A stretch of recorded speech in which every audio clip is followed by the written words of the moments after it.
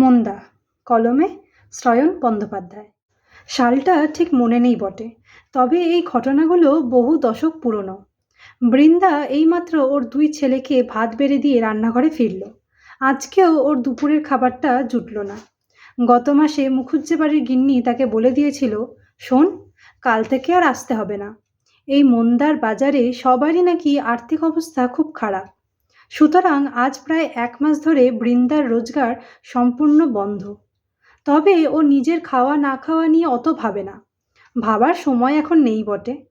কলসি কাঁধে দ্রুত পায়ে বেরিয়ে পড়ল বৃন্দা। একেই যেতে আসতে ঘণ্টাখানেক সময় লেগে যায়, তার ওপর এতক্ষণ নিশ্চয়ই লম্বা লাইন লেগে গেছে জল ভরার জন্য। রাগে ও লজ্জায় কাঁপতে কাঁপতে বাড়ি ফিরল বৃন্দা। তার হাতের কলসিটা প্রায় খালি।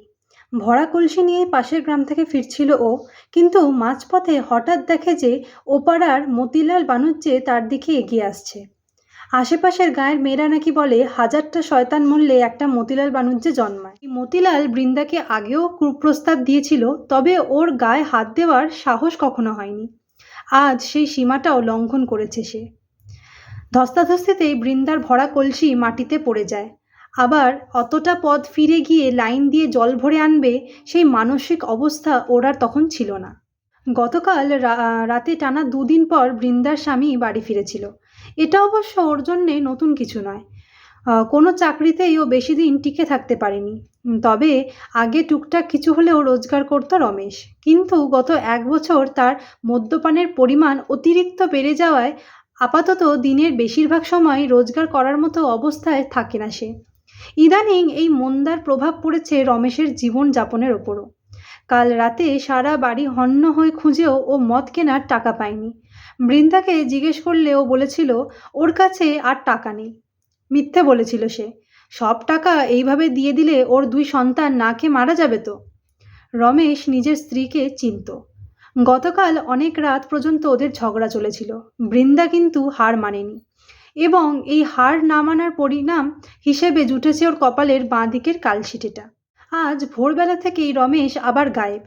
শাশুড়ি আর ছেলেদের খাওয়া শেষ হলে নিজেও থালায় 2টো ভাত নিয়ে বসে পড়ল বৃন্দা।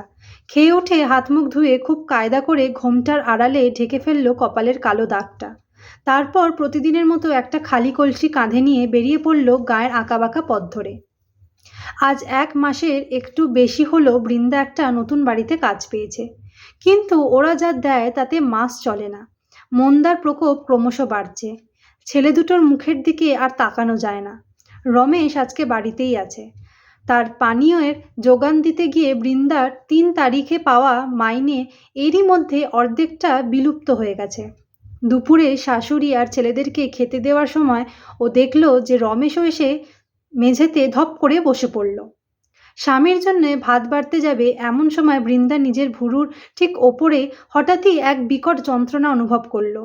কপালের ডান দিকটা ছুঁয়ে সে দেখল যে রক্ত বেরাচ্ছে। রমেশ চেঁচিয়ে উঠল, এটুকুও জানিস না যে কারো পাতে খাবার দেওয়ার আগে তার গেলাসে জল ভরে রাখতে হয়? যেই খালি গ্লাসটা রমেশ তার স্ত্রীকে ছুঁড়ে মেরেছিল, সেটা এখন গড়াতে গড়াতে পাশের দেওয়ালে গিয়ে ঠেকল।